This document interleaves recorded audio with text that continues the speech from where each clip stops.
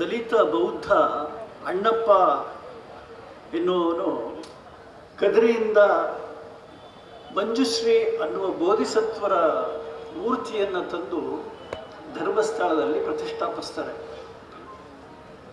ಅದು ಕೆಲವು ಕಾಲ ಸ್ಥಾನಿಕ ಬ್ರಾಹ್ಮಣರ ಕೈಯಲ್ಲಿತ್ತು. ಕಾಲಾಂತರದಲ್ಲಿ ಬ್ರಿಟಿಷರಿಗೆ ಯುದ್ಧದಲ್ಲಿ ಸಹಾಯ ಮಾಡಿದರು ಅಂತ ಅದು 4 ಹೆಗ್ಗಡೆಯಲ್ಲಿ ಒಬ್ಬರು ಜೈನ ಹೆಗ್ಗಡೆಯವರ ಕೈಗೆ ಬಂತು.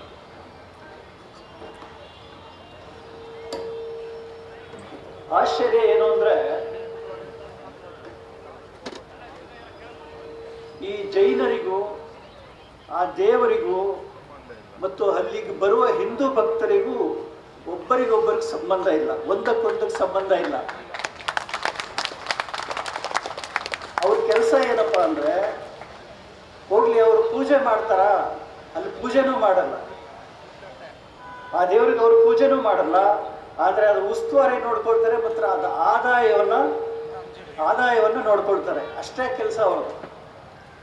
ಇದು ಎಂಡೋಮೆಂಟ್ ಆ್ಯಕ್ಟ್ ಬಂದಾಗ ಬಹಳ ಹಿಂದೆ ಅದನ್ನು ಧರ್ಮಸ್ಥಳ, ಅದು ದೇವಸ್ಥಾನ ಅಲ್ಲ, ಅದೊಂದು ಚಾರಿಟಬಲ್ ಇನ್ಸ್ಟಿಟ್ಯೂಷನ್, ಅಂದರೆ ದತ್ತಿ ಸಂಸ್ಥೆ ಅಂತ ಅದನ್ನು ಹೊರಗಡೆನೇ ಇರಿಸ್ಕೊಳ್ಳೋದಕ್ಕೆ ಪ್ರಯತ್ನ ಪಡ್ತಾರೆ. ಎಲ್ಲಿವರೆಗೆ ಹೋಗ್ತಾರೆ ಅಂದರೆ, ಅವರು ಸುಪ್ರೀಂ ಕೋರ್ಟ್ ತನಕ ಹೋಗಿ ಫೈಟ್ ಮಾಡ್ತಾರೆ, ಫೈಟ್ ಮಾಡಿ ಗೆಲ್ತಾರೆ, ಅದು ಅವ್ರ ಕೈಲೇ ಉಳಿಯುತ್ತೆ. ಮತ್ತೆ ಭೂ ಸುಧಾರಣೆ ಕಾಯ್ದೆ ಜಾರಿಯಾಗುತ್ತೆ. ಆವಾಗಲೂ ಕೂಡ ಅವರ ಆಕ್ರಮಿಸ್ಕೊಂಡಿದ್ದಂಥ ಭೂಮಿಯನ್ನು ಯಾವ ರೈತರಿಗೂ ಕೊಡಲ್ಲ, ಅದಕ್ಕೂ ಕೂಡ ಕೋರ್ಟ್ ಮೆಟ್ಲಿ ಇರ್ತಾರೆ, ಹಲವಾರು ಹಂತಗಳಲ್ಲಿ ಹೋಗಿ ಗೆದ್ಕೊಂಡ್ಬರ್ತಾರೆ, ಅವರ ಹತ್ರನೇ ಉಳಿಯುತ್ತೆ ಅದು. ನೋಡಿ, ಜನರಿಗೆ ಒಂದು ಕಾನೂನಾದರೆ ತಮಗೆ ಒಂದು ಕಾನೂನಾಗಿ ಬೆಳೆಸ್ಕೊಂಡು ಅವರು ಬರ್ತಾ ಇದ್ದಾರೆ. ಮತ್ತೆ ಅಲ್ಲಿ ಅದಕ್ಕಾಗಿ ಹೋರಾಟದಂಥ ಕಮ್ಯುನಿಸ್ಟರ ಹೋರಾಟ ಇಲ್ಲಿ ಬಹಳ ಮುಖ್ಯವಾಗಿ ನೆನೆಸ್ಕೋಬೇಕು.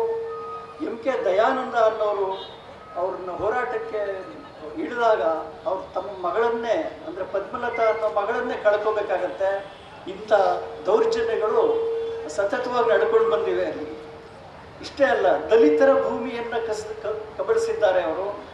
ಅವ್ರಿಗೆ ಆ ಭೂಮಿ ದಾಹ ಎಷ್ಟಿರ್ಬೋದು ಅಂತ ಗೊತ್ತಾಗತ್ತೆ. ಅವರದೇ ಕಾರ್ಮಿಕರಿಗೆ PF ಹಣ ಸಂದಾಯ ಮಾಡದೆ ಅವ್ರಿಗೆ ಯಾವ ಸೌಲಭ್ಯಗಳು ಸಿಗ್ತಾ ಇಲ್ಲ ಅನ್ನುವ ತಕರಾರು ಇದೆ. ಮತ್ತು ಅವರು ಶುದ್ಧ ಹಸ್ತರಲ್ಲ ಅಂತ ಹೈಕೋರ್ಟ್ ಕೂಡ ಹೇಳಿದೆ, ಹೈಕೋರ್ಟ್ ತನಕ ಹೋಗಿದೆ ಅವರ ಹೇಗಿದೆ ನಡವಳಿಕೆ ಹಾಗೆ ಅಂತ. ಇದು ಅತ್ಯಂತ ಖೇದದ ವಿಷಯ. ಏನು ಅಂದರೆ, ಅಲ್ಲಿ ಕೆಲಸ ಮಾಡ್ತಿರೋ ತಾವೇ ಹೇಳ್ಕೊಂಡಿರುವಾಗ 75,000 ಜನ ಸ್ವಚ್ಛತಾ ಕಾರ್ಮಿಕರೇನಿದ್ದಾರೆ ಅವ್ರಿಗೆ ಸರಿಯಾಗಿ ಸಂಬಳ ಕೊಡ್ತಾ ಇಲ್ಲ, ಅವ್ರಿಗೆ ಸರಿಯಾಗಿ ಮನೆಗಳಿಗೂ ಕೊಡ್ತಾ ಇಲ್ಲ. ಇನ್ನೂ ಅನೇಕ ದೌರ್ಜನ್ಯಗಳು ನಡೀತಾನೇ ಇದೆ.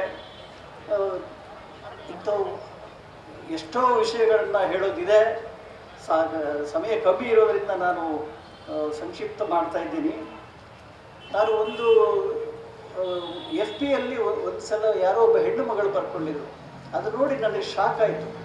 ಏನು ಅಂದರೆ, ಧರ್ಮಸ್ಥಳ ಅನ್ನೋದು ಒಂದು ಧಾರ್ಮಿಕ ಸ್ಥಳ, ಅಲ್ಲಿ ಜನರು ಎಲ್ಲರೂ ನಿರ್ಗತಿಕರು, ಬಡವರು ಎಲ್ಲರೂ ಬರ್ತಾರೆ.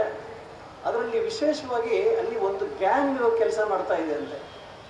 ಎಂಥದ್ದು ಅಂದರೆ, ಈ ಹೊಸದಾಗಿ ಮದುವೆ ಆಗಿರೋರು ಅಥವಾ ವಿರೋಧ ವ್ಯಕ್ತಪಡಿಸಿ ಮನೆಯಲ್ಲಿ ಯಾರೋ ಕದ್ದು ಬಂದು ಮದುವೆ ಆಗಿರೋರು ಬರ್ತಾರೆ. ಒಂದು ಹರೆಯದ ಹೆಣ್ಣು ಗಂಡುಗಳು ಬಂದು ಅಲ್ಲಿ ಛತ್ರ ಸಿಗುತ್ತೆ, ಊಟ ಸಿಗುತ್ತೆ, ಅಲ್ಲಿರೋ ಪ್ರಯತ್ನ ಪಡ್ತಾರೆ. ಈ ಗ್ಯಾಂಗ್ ಏನು ಮಾಡ್ತಾರೆ ಅಂದರೆ, ಅಂಥ ಜನಗಳನ್ನೇ ಅಬ್ಸರ್ವ್ ಮಾಡ್ತಾ ಅವರೊಂದು 3 ದಿವಸ 4 ದಿವಸ 1 ವಾರ ಅಲ್ಲಿದ್ದು ಏನೂ ದಿಕ್ಕಾಣದೆ ಓಡಾಡ್ತಿರುವಾಗ ಅಂಥವ್ರನ್ನ ಹಿಡ್ಕೊಳ್ಳೋದಂತೆ. ಹಿಡ್ಕೊಂಡು ಹೆಣ್ಣುಮಗಳ ಮೇಲೆ ದೌರ್ಜನ್ಯ ಮಾಡೋದು, ಗಂಡಸನ್ನು ಅತ್ಯಾಚಾರ ಮಾಡೋದು, ಮತ್ತೆ ಸಾಯಿಸೋದು, ಮತ್ತೆ ಕೊನೆ ಆದಮೇಲೆ ಆ ಹೆಣ್ಮಗಳನ್ನ ಕೊಲೆ ಮಾಡೋದು. ಅದನ್ನು ಓದ್ಬಿಟ್ಟು ನನಗೆ ಏನಂತ ಅನಿಸ್ತು ಅಂದರೆ, ಇವ್ರು ಹೇಳ್ತಾ ಇರೋದು ನೂರಾರು ಸಾವುಗಳು ಸಂಭವಿಸಿವೆ ಅನ್ನೋದು ನಿಜ, ಅದು ಸತ್ಯ ಅಂತ ಅನ್ನಿಸ್ತು ನನಗೆ.